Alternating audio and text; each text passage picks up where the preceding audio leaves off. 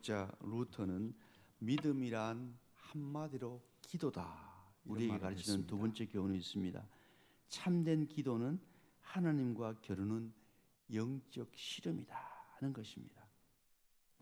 오늘 본문은 참된 기도, 능력 있는 기도를 보이지 않는 하나님과의 씨름으로 묘사하고 있습니다. 24절 말씀을 다시 보겠습니다. 야곱은 홀로 남았더니 어떤 사람이 밤이 새도록 야곱과 씨름하다가, 여러분 여기에 우리말로 씨름했다라고 번역된 이 원어는 먼지를 뜻하는 단어에서 온 동사입니다. 여러분, 먼지투성이가 되도록 땅에 뒹굴다라는 뜻입니다. 여러분 씨름 아시죠? 씨름 막 잡아 당기고 밀고 당기고 막 서로 막 하지 않습니까? 그러면서 막 뒤집어지기도 하고 막 뒹굴기도 하고 막 먼지투성이가 되도록 땅에 뒹군다는 뜻이에요.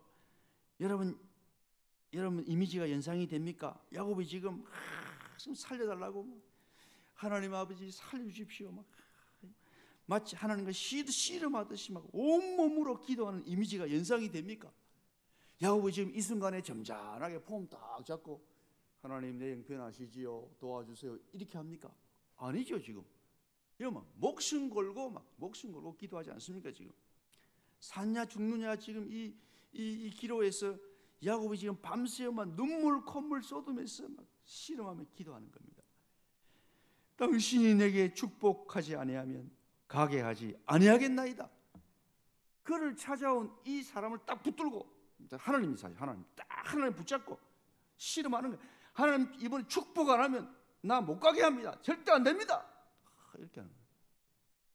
지금 이분이 하나님인데, 지금 사람의 모양으로 나타난 하나님 축복 안 하면 난 절대 물러서지 않겠습니다. 내 소원이 응답되지 않는 한 이 싸움 절대 포기하지 않겠습니다. 하나님과 겨루어서 거룩한 영적 전투를 벌이고 있습니다. 여러분 요 호세아 12장 3절 4절에서 호세아는 야곱의 기도를 이렇게 묘사하고 있습니다.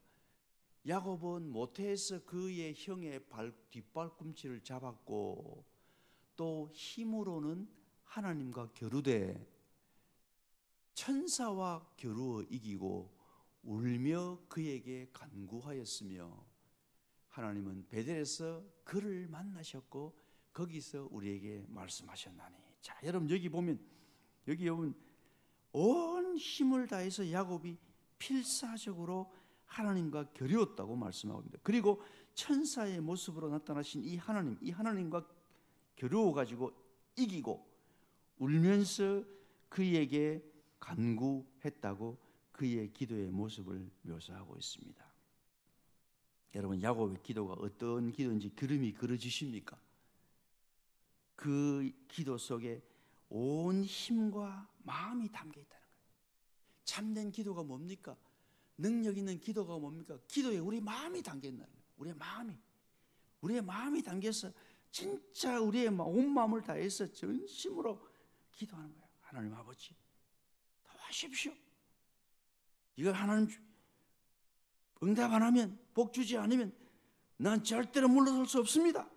하나님하고 씨름하는 거예요. 야곱의 이 씨름하는 기도의 중요성을 예수님은 누가복음 11장 8절에서 비유를 통해서 가르치고 있습니다.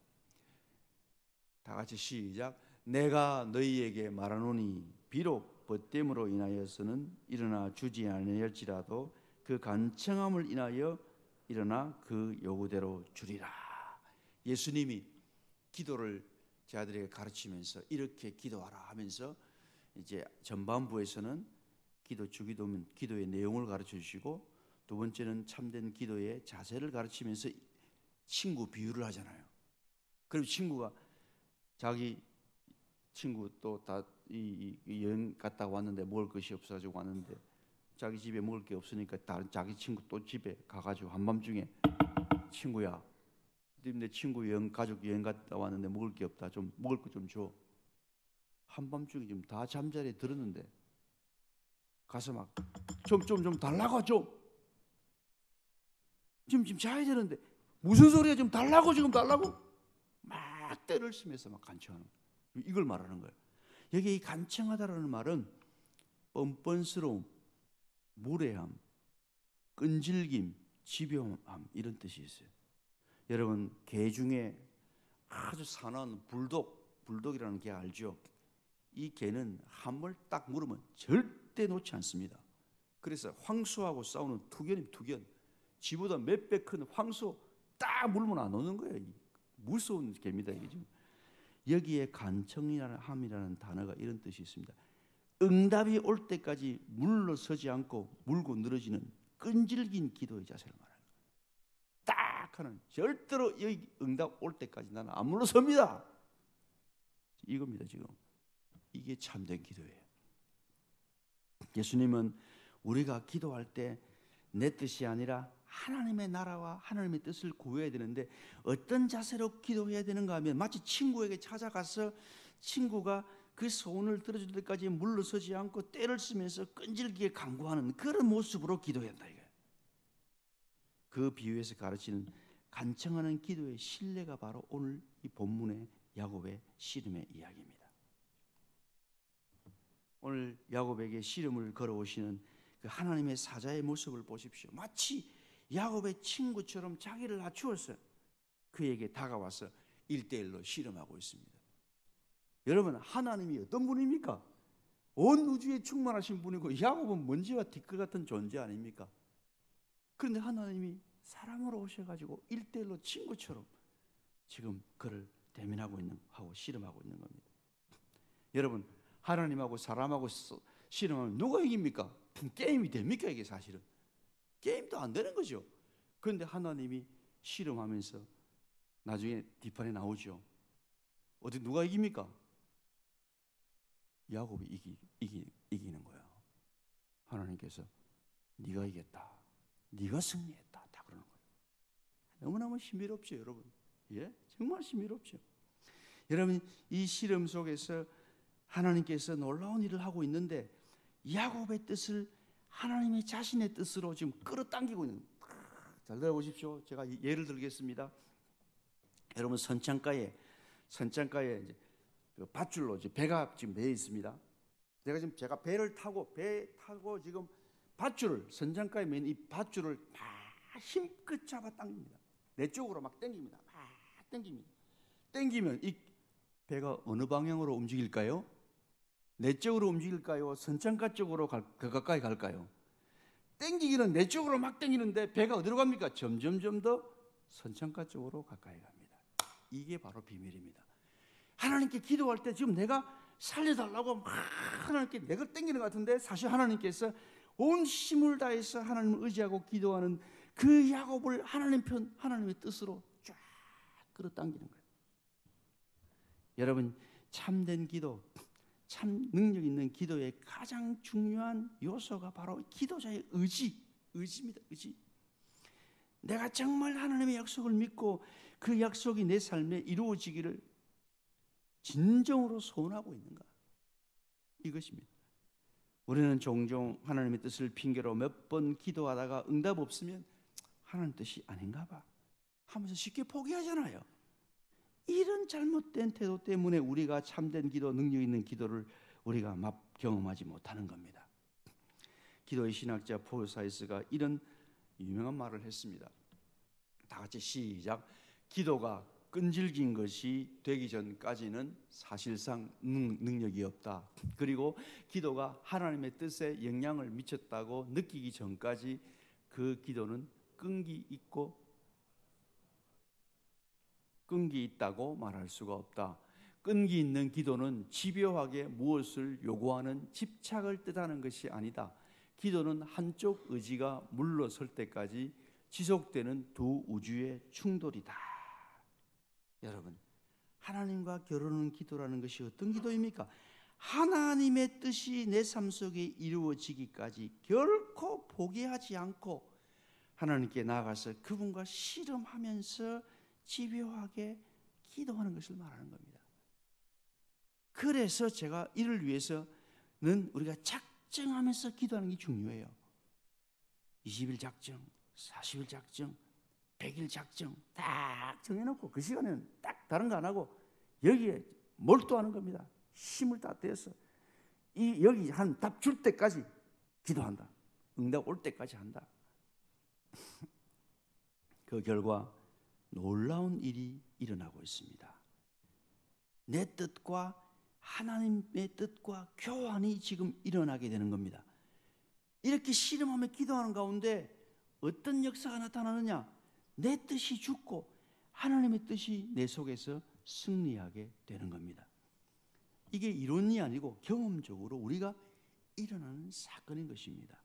성도 여러분, 씨름하는 이 기도, 하나님과 씨름하는 이 기도를 경험하시기를 바랍니다.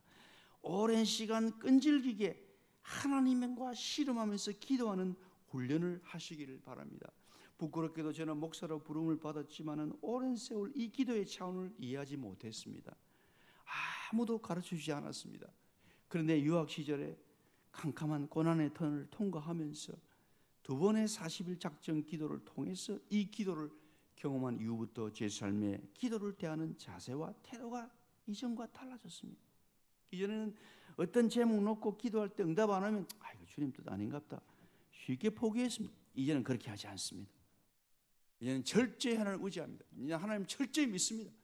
이제는 기도할 때 내 문제를 가져가지만은 그 문제보다 크신 하나님을 먼저 바라봅니다. 하나님이 반드시 나에게 최선으로 응답한다는 확신과 함께 응답이 올 때까지 물러서지 않고 계속해서 끈질기게 기도합니다. 그래서 어느 정도 기도하다 보면 하나님이 제 마음에 딱 답이 올 때가 있습니다. 하나님 답이 딱 옵니다. 그럼 이제 하나님 이게 들으셨다. 아직 상황은 그대로지만 이거는 끝났다. 딱 확신이요. 하나님이 딱 답을 주는 거예요. 두려워하지 않는 거예요. 인간적으로 보면 지금 안 되고 아무도 안 변하는데 하나님이 하신다. 딱 확신이요. 여러분, 야곱의 씨름하는 이 기도가 여러분 자신의 것으로 경험되기를 간절히 사모하면서 훈련하시기 바랍니다. 이 본문의 기도에 가르치는 마지막 세 번째 교훈이 있습니다. 참된 기도는 하나님의 손을 구하는 것이 아니라 하나님의 얼굴을 구하는 것이라 하는 것이 교훈입니다. 여러분, 이 야곱의 기도가 무엇에 시작됐습니까? 야곱의 자기 지금 당면한 삶의 문제 때문에 시작되지 않았습니까? 하지만은 밤새도록 씨름하며 하나님과 씨름하며 기도하는 가운데 여러분, 그에게 새로운 기도의 차원이 열리게 된 것입니다. 무엇입니까?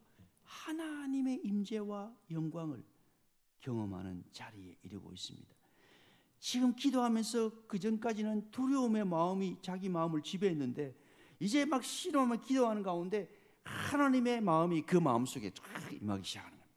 하나님의 평안이 그 마음을 지배하기 시작하는 겁니다. 두려움이 싹 사라지고 형 에서에 대한 죄의식도 싹 순수히 사라지면서 하나님과의 관계가 새로워지는 역사가 나타납니다. 야곱아, 내가 너를 용서했노라. 그러면 너희 형 에서가 결단코 너를 잊지 못하리라. 성령이 주시는 내적 확신을 야곱은 경험하게 됩니다. 여러분, 뒤에 본문 읽어보시면 에서가 죽이려고 왔다가 가면 언제 그런데 눈동자에 에서의 마음이 싹 사라지고 야곱을 끌어안는 게 나옵니다. 이 누가 하는 겁니까? 하나님이 하는 거예요. 하나님이 상황을 역전시켜 버리는 거예요.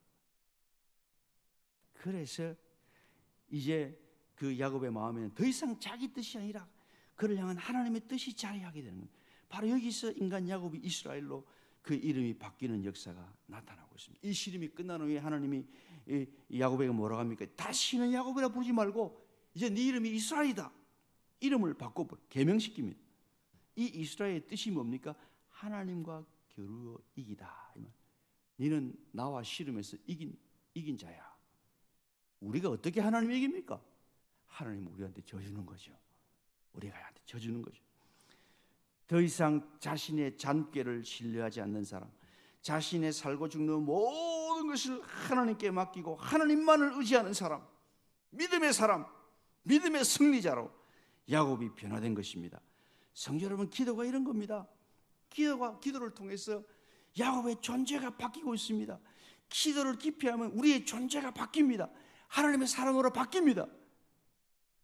자기밖에 모르는 이기적인 인간 야곱, 육의 사람 야곱이 하나님의 마음을 아는 하나님의 사람, 성령의 사람으로 변화되고 있는 것입니다. 성도 여러분, 기도는 하나님의 손이 아니라 하나님의 얼굴을 구하는 겁니다. 기도가 처음에는 당면한 문제에 시작되지만 간절히 하나님께 씨름하며 나갈 때 하나님은 문제를 뛰어넘어서 우리와 대면하시고 자기 자신을 응답으로 내어주십니다. 하나님을 소유하는 겁니다. 하나님이 내 안에 확 들어오십니다. 내 삶을 지배하는 겁니다. 주님의 말씀입니다. 구하라, 그러면 너희에게 주실 것이요. 찾으라. 다 같이 시작.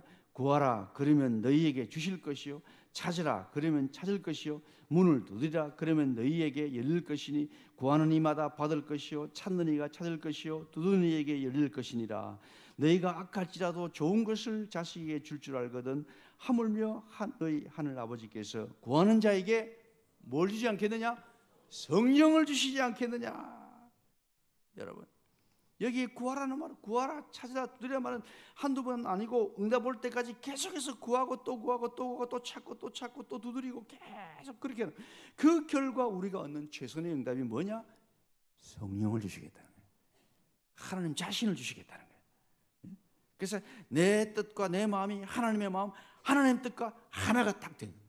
내 존재가 바뀌어버리는 거예요. 내 심령이 하나님의 임재로 가득하게 되는 거예요.